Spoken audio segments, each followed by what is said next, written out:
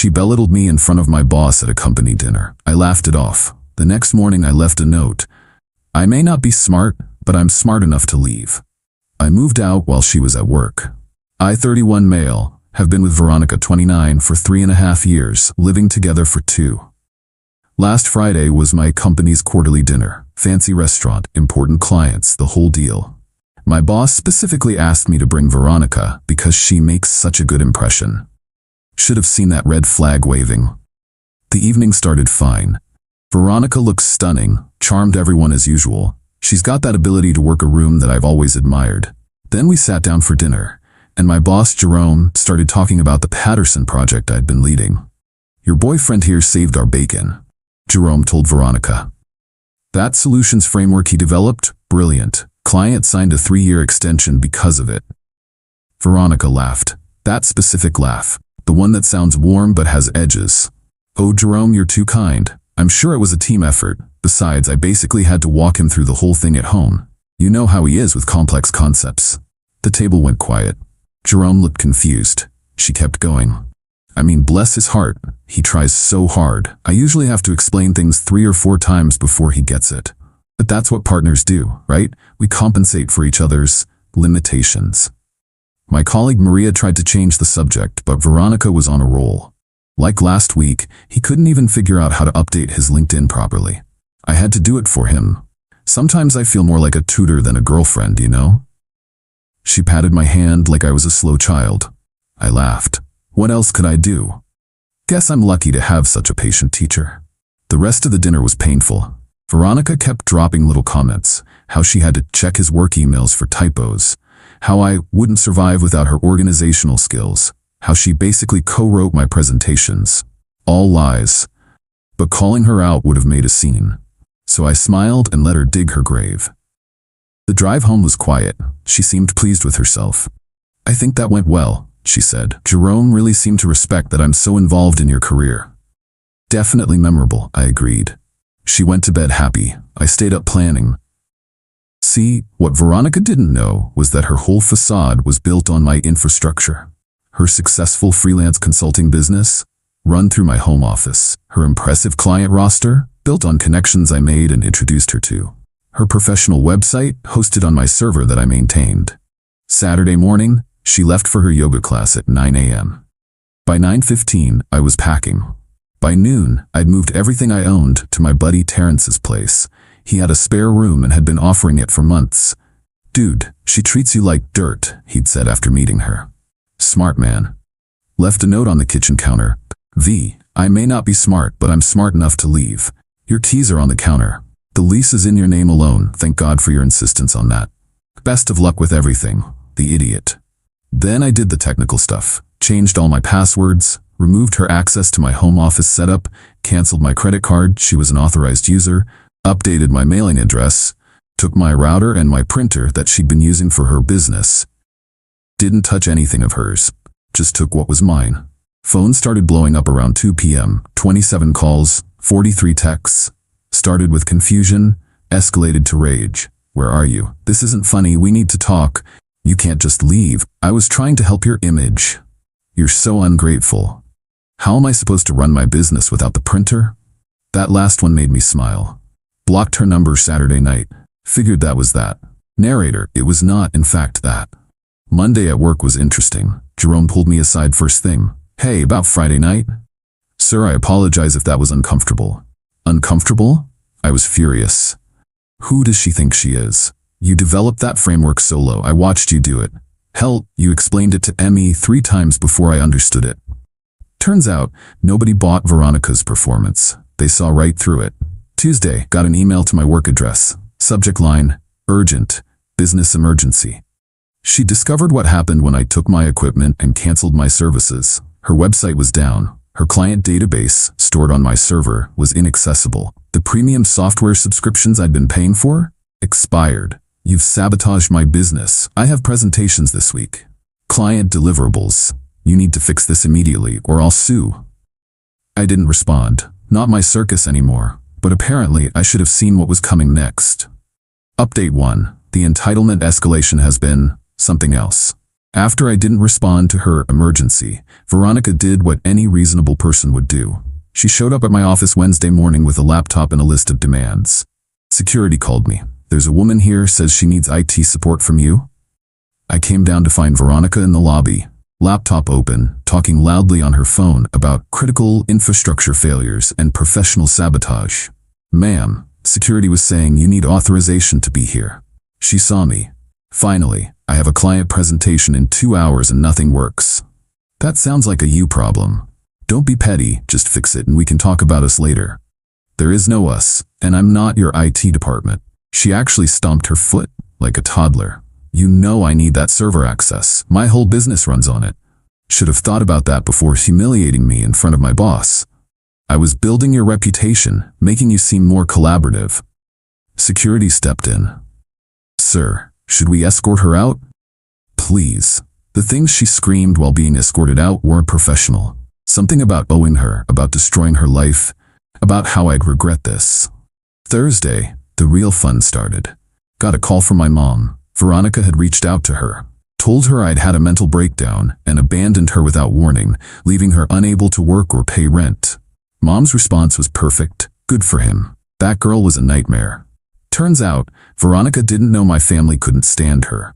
They'd been polite for my sake, but they saw what I was too blind to see. But she didn't stop there. She contacted my sister, who laughed and hung up, my college roommate, who told her to lose his number, my ex-girlfriend from 5 years ago, who texted me, "Dude, your ex is psycho." Friday, she escalated again. Sent a formal-looking letter via email, not from a lawyer. She couldn't afford one, but formatted to look legal. Demand for restoration of services. Listed everything she wanted. Immediate restoration of server access. Payment for lost business, $15,000. Compensation for emotional distress, $10,000. Return of shared business equipment, my printer and router. A written apology for professional sabotage. The kicker, she claimed we had a verbal contract for IT services in exchange for business mentorship. Forwarded it to my lawyer friend, Damon. He laughed for 5 minutes straight. She wants you to pay her because you stopped providing free services after she publicly humiliated you? That's bold. Weekend was quiet, too quiet. Monday morning, I understood why. She'd gone nuclear, full scorched earth. Remember those client connections I'd introduced her to? She'd emailed them all, claimed I was mentally unstable and had stolen proprietary business data. Warned them not to work with me.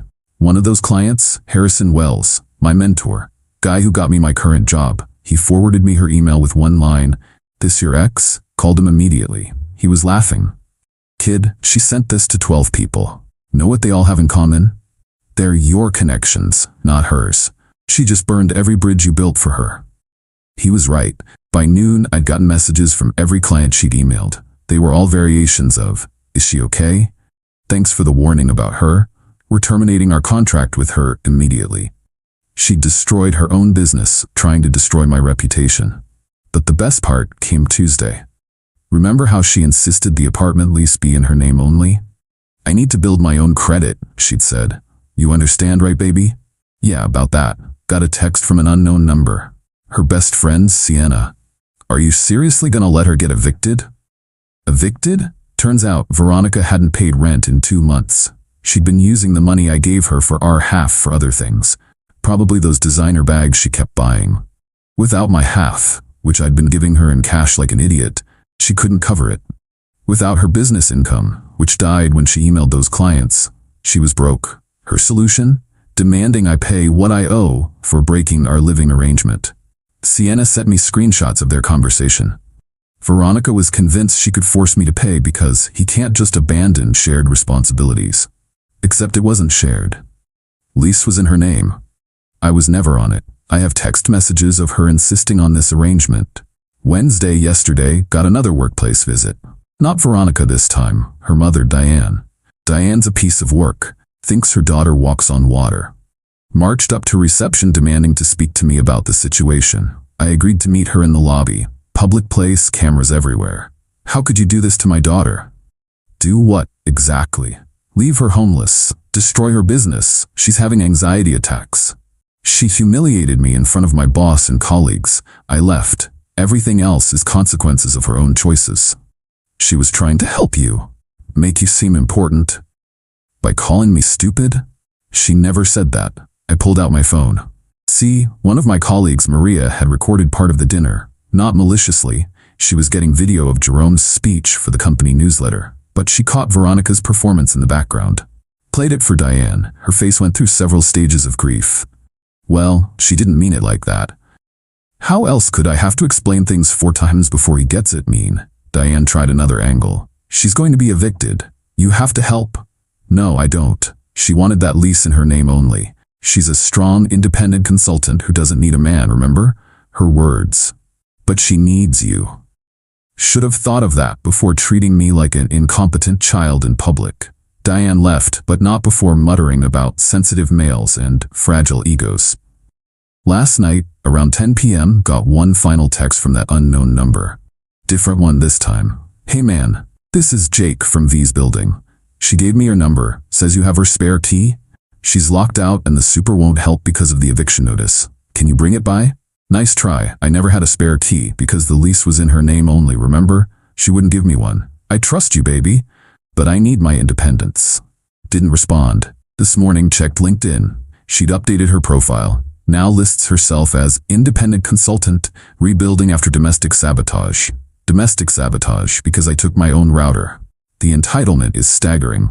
She really believed she could publicly humiliate me, and I'd continue being her combination, IT department, bank, and ego booster.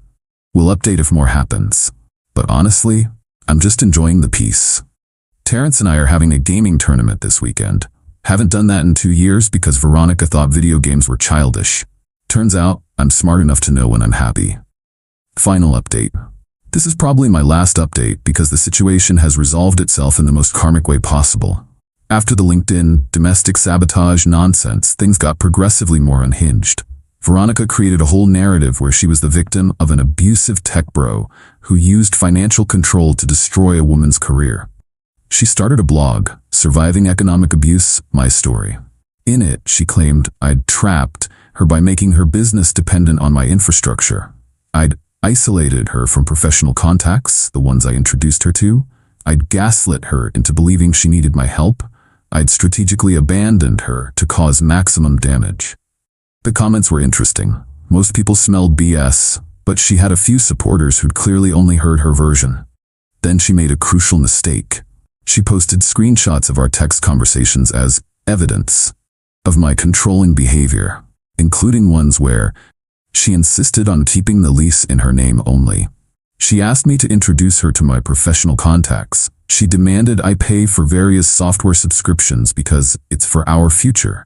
She told me not to attend certain networking events because I'd embarrass her with your social awkwardness.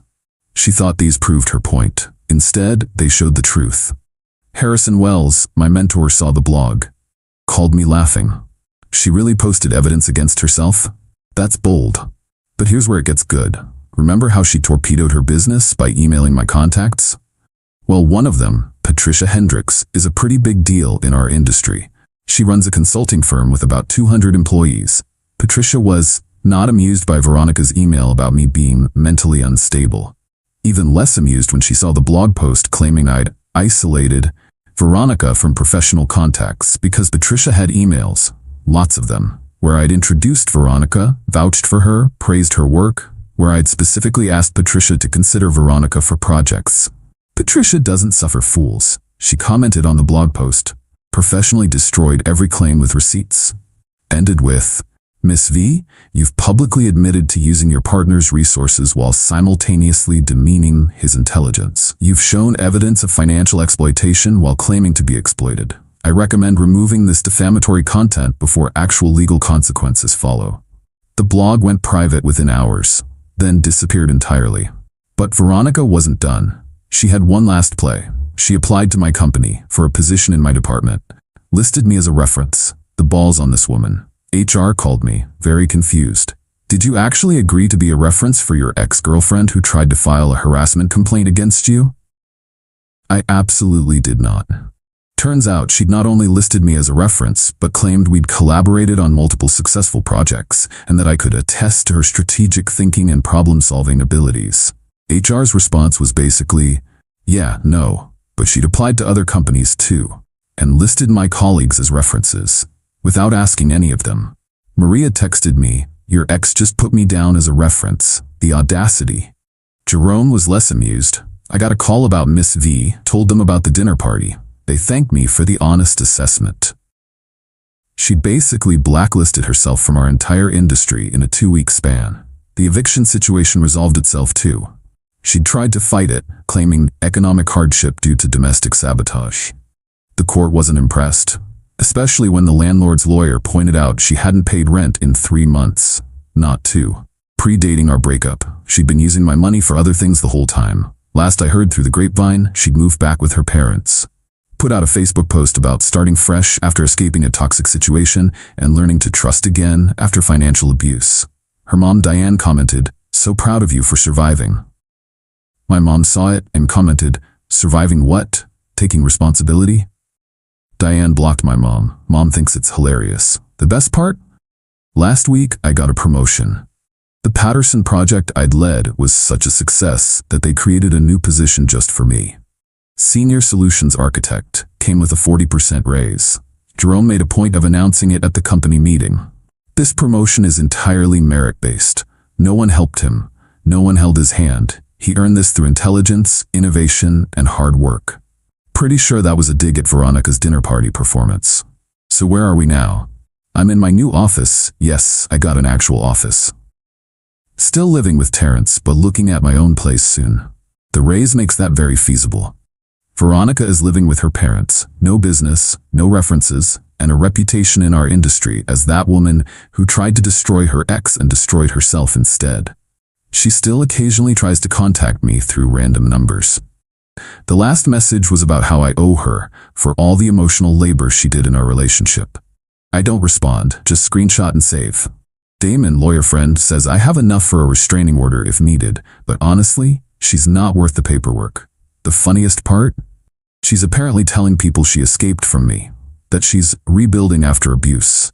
Meanwhile, everyone who actually knows us knows the truth. She publicly humiliated me. I left and she imploded when she realized I was the one holding her life together. The lesson? When someone shows you who they are, believe them. When Veronica called me stupid in front of my boss, she showed me exactly what she thought of me. A useful idiot, a resource to exploit.